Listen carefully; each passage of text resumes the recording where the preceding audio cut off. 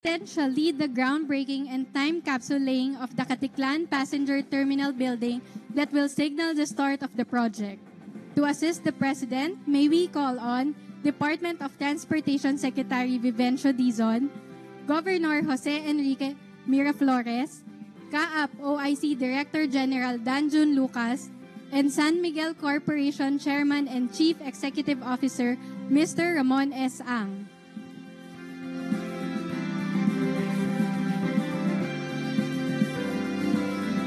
We now join the President as he places the blueprint of the project.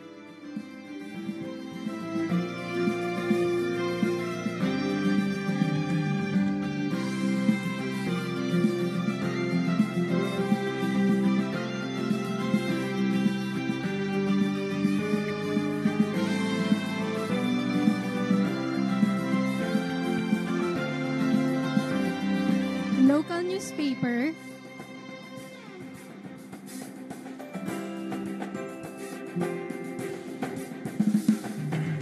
and Philippine peso coins inside the time capsule.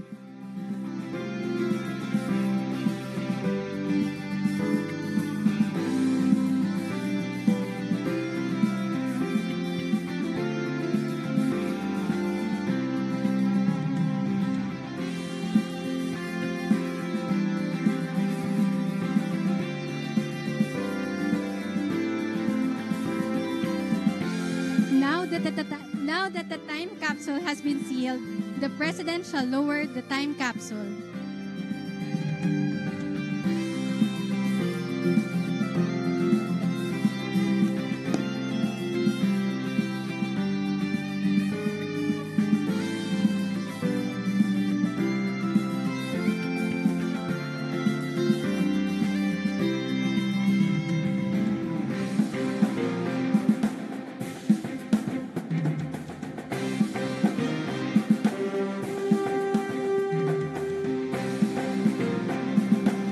At this point, we witness as the President and our guests pour soil over the time capsule.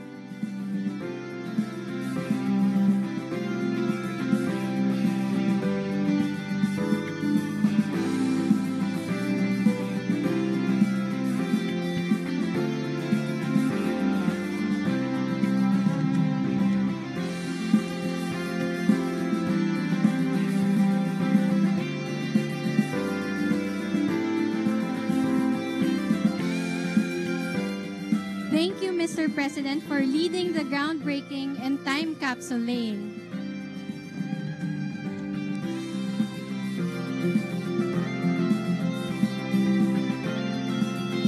Once again, ladies and gentlemen, the President of the Republic of the Philippines, His Excellency Ferdinand R. Marcos Jr.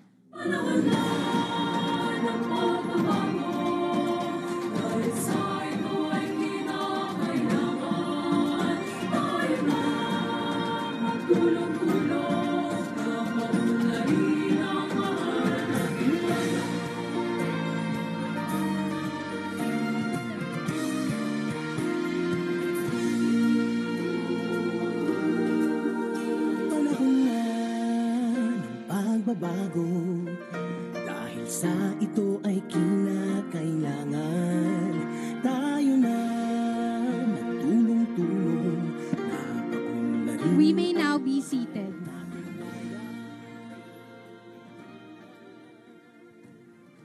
To formally begin our program, may we invite San Miguel Corporation Chairman and CEO Mr. Ramon S. Ang to deliver his message and project briefing.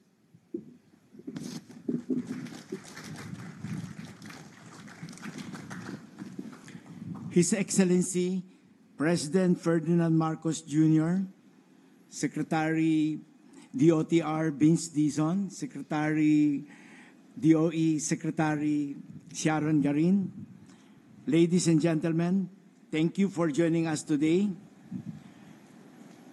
We started this project way back 2005 and finally got the go-ahead signal 2009. It has been through a lot over the years. We faced delay after delay. We had to stop, reassess, make changes not once but several times. It took longer than expected, mostly because